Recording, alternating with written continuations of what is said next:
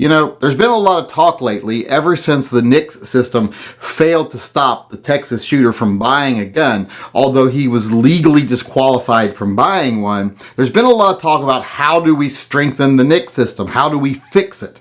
Well, I wanted to put forward my opinion on how we should fix the NICS system. Now, I know this isn't going to be popular, and a lot of people are going to be like, oh, you're one of those unreasonable gun lovers, or you're one of those gun nuts, blah, blah, blah. And a lot of people in the gun community are going to get mad at me even. But the way I think we could fix the NICS system is pretty simple. We just take everything about it right now and trash it, and then do nothing. We just get rid of it completely, because the NICS system is a waste of time. It is basically an ineffective system that is nothing more than an infringement on the rights of law-abiding citizens to buy a firearm. The NICS system doesn't stop crime. Now, if you don't believe me, go check the CDC. You know, remember Obama? He said, I'm going to have the CDC look into all this gun violence stuff, but then you never heard him say another thing about it, even though he gave him millions of dollars to do it. Well, the reason is because what they found was that there's no evidence that gun laws have ever stopped any violent crime. There's no empirical evidence whatsoever.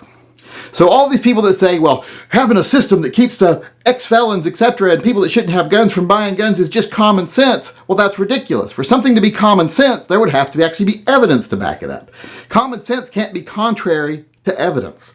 So it isn't common sense. The common sense is that it doesn't work, so why have it? Because let's face it, most crimes, most violent crimes with a firearm are committed by two classes of people. People that legally bought firearms and then had never committed a crime before, and then actually later do something horrific with a firearm, and those people can't be stopped by the NICS system because it's not a preemptive system. It can't read their minds and see if they're ever going to commit a crime if they haven't committed one right then. And then the other people are people that are criminals who can't legally buy firearms, who just get them in other ways, steal them, buy them on the black market, etc. And the NICS system doesn't stop those people either. I mean, this whole notion that, you know, the worst type of people are going to be out there buying guns if NICS doesn't exist is kind of silly. Most of the people that people are afraid of buying these guns can't scrap together $5 to get a pack of cigarettes or $8 to get a case of cheap beer, hardly. Much less scrape together hundreds of dollars to go buy a gun legally. However, the people who make a lot of money through selling drugs, etc., that are in gangs can buy all the illegal guns they want. They can go buy fully automatic weapons, you know, if they want to, because they know where to go to get them and they got the money to do it. But the common street criminal can't afford to buy a gun legally. If they buy a gun, it's a beaten up old 38 or something, or beaten up old 380 off the street out of someone's trunk for $50.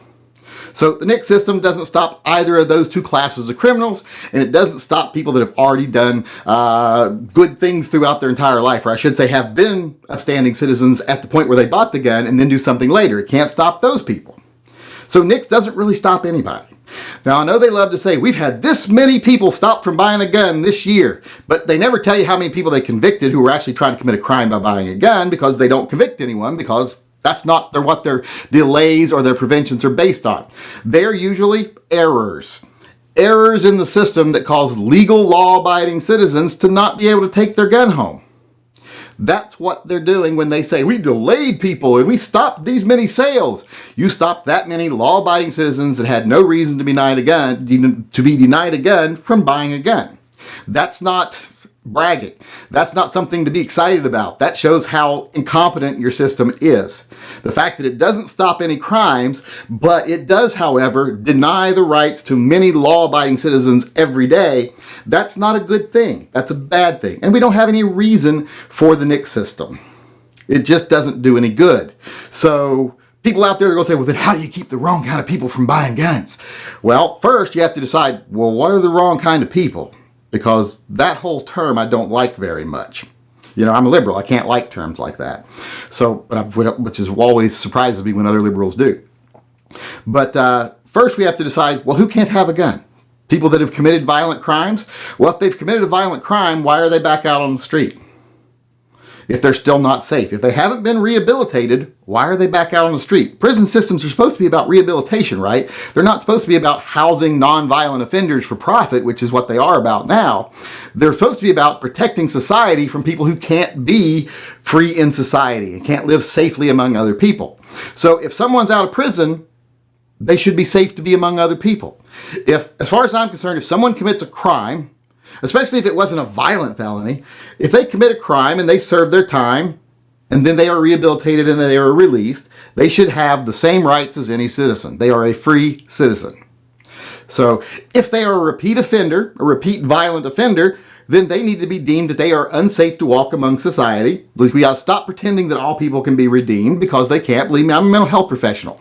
I have many a times had to write a formal document saying that I do believe that no matter how much work we do with this person, they will not be able to interact safely with society. Period.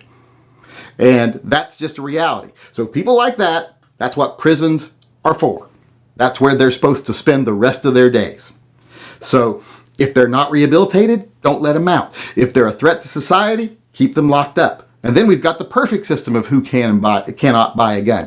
If you're in prison, you can't buy a gun. If you're not in prison, you can. Now, there would be one stipulation. You know, there are a lot of times where someone has served their time and they seem to be rehabilitated, but you're not quite sure how they're going to do on the outside. Well, that's fine. That's why probation and parole exists. You put a little anklet on them or a special little bracelet on them, you know, like we do to keep people track of people that are under house arrest, etc. And say, okay, for the next year, 2 years, however long we think it's going to be before they prove they're productive members of society again, you wear this bracelet. If you've got this bracelet on, you can't buy a gun. You can't vote, etc. And once you've served your time and you've been rehabilitated, we take it off. It's kind of like prison outside for people that really aren't a physical threat to anyone, who are trying to prove that they deserve their rights back. So that's how we do it. If you're a violent criminal, if you're a danger to society, you're locked away. And therefore you can't buy a gun, you can't vote. If you are rehabilitated, you're released. Even if it's with a probationary period, to where your rights aren't restored yet. But once you get through that probationary period, your rights are restored. We can't get into a situation where we start punishing people proactively for things. That's not the American way. We can't say, you seem like the kind of guy that might do something bad someday. We can't do that. That's why I don't agree with things like, well, if you get a protective order against you, you automatically lose all your rights. I don't agree with that at all, because that's not due process.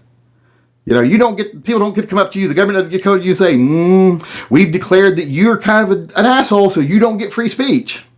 You know, that's not the way it works. Until you've been convicted of a crime, till you've been given due process, you don't lose rights.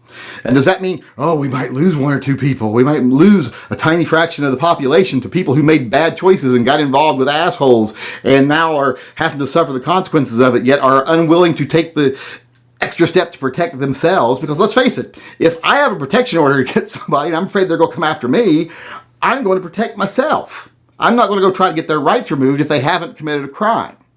So if these people that got themselves in these situations, often by choice, knowing they were in iffy situations with iffy people, then choose not to defend themselves, and some of those people tragically are harmed, that is still better than the alternative of starting preemptively policing the society, preemptively convicting people of crimes without due process. That would affect far more people, a far larger percentage of the population, and in fact, it would affect all of us.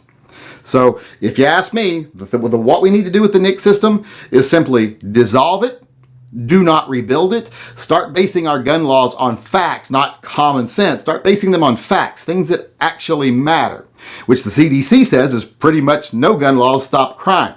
So let's start basing our judgments on actual facts. Let's start paying attention to things that actually happen and base our laws on that. So scrap NICS. Nothing should replace it. If you're in prison, you can't buy a gun. If you're a bad person, you're in prison. If you're not in prison and you're not on probation, you're a citizen and you have all your rights.